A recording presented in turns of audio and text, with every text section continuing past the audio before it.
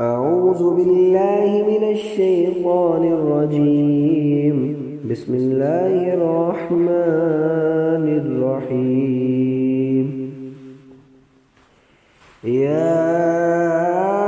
أيها المزمل قم الليل إلا قليلا نصفه أو انقص منه قليلا أو زد عليه ورتل القرآن ترتيلا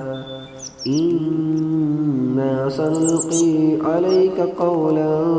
ثقيلا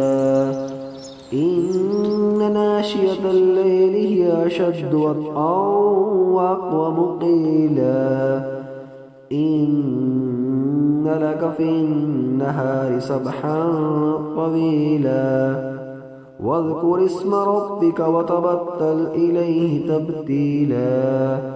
رب المشرق والمغرب لا إله إلا هو فاتخذه وكيلا واصبر على ما يقولون واهجرهم هجرا جميلا وذرني والمكذبين أولي النعمة ومهلهم قليلا إن لدينا أنكالا وجحيما وطعاما ذا غصة وعذابا أليما يوم ترجف الأرض والجبال وكانت الجبال كثيبا مهيلا إنا أرسلنا إليكم رسولا شاهدا عليكم كما أرسلنا إلى فرعون رسولا فعصى فرعون الرسول فأخذناه أخذا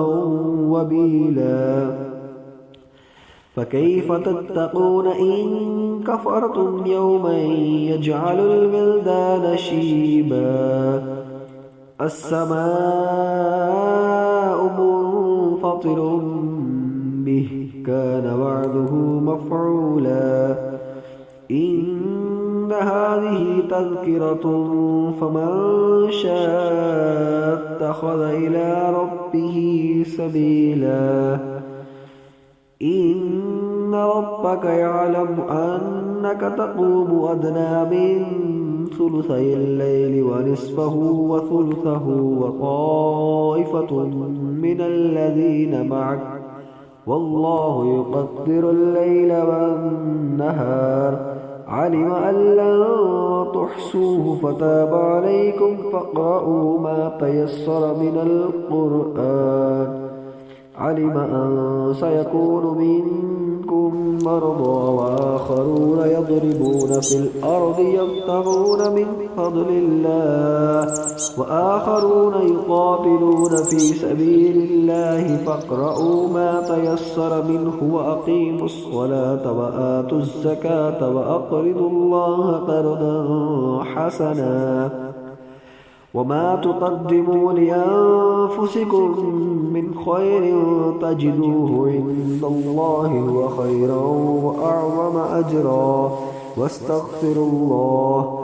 إن الله غفور رحيم.